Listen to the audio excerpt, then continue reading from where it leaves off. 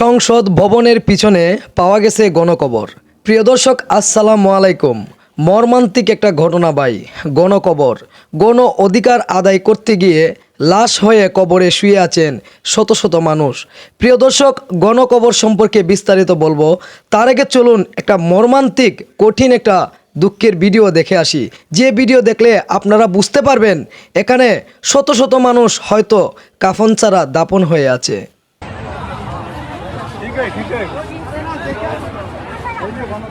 Level তুমি এখানে দাঁড়াও, হ্যাঁ যাও না।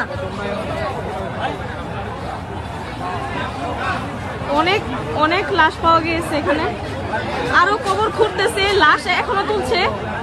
কি যে একটা অবস্থা, হায় আল্লাহ তুমি মাফ করো।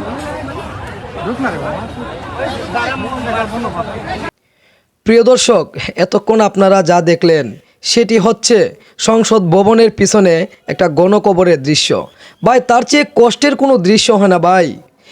কারো বুকের মানিক, চুকের মণি, কলিজার টুকরা এইখানে হয়তো ভাই কাফন ছাড়া দাফন হয়ে আছে।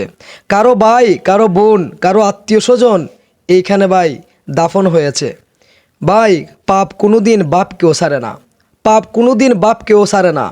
কথায় আছে, যেই জায়গায় 40 জন মানুষ থাকে সেই জায়গায় একজন নেককার মানুষ থাকে। ভাই, এদের মধ্যে কি কেউ নেককার ছিল না? শত শত মানুষকে ভাই এইভাবে মেরে ফেলে এইভাবে কবর দেওয়া হয়েছে। খুবই কষ্টের একটা ঘটনা ভাই, আমাদের অজানা ছিল।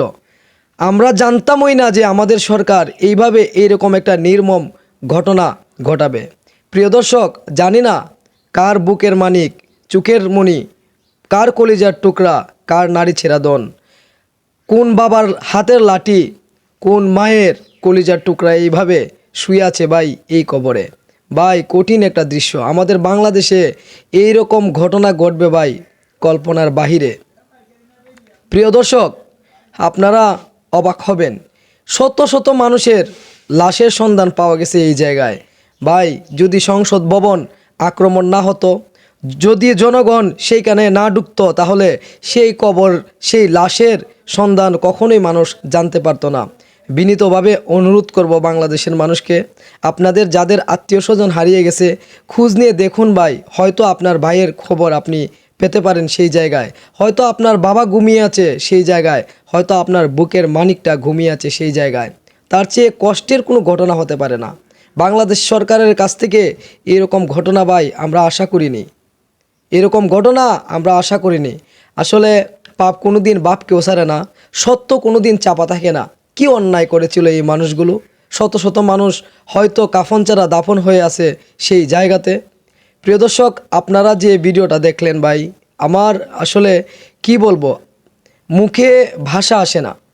আপনাদের কতটুকু কষ্ট লাগছে? আমার ভাই প্রচুর কষ্ট লেগেছে এই ভিডিওটা দেখে, যে এত যুদ্ধ, এত লাশ, এত রক্তাক্ত দেখেও আমার বুকটা কাঁদেনি, আমার বুকটা এতটুকু কেঁপে ওঠেনি। কিন্তু এই ঘটনা দেখার পর থেকে ভাই চোখের ঘুম চলে গেছে।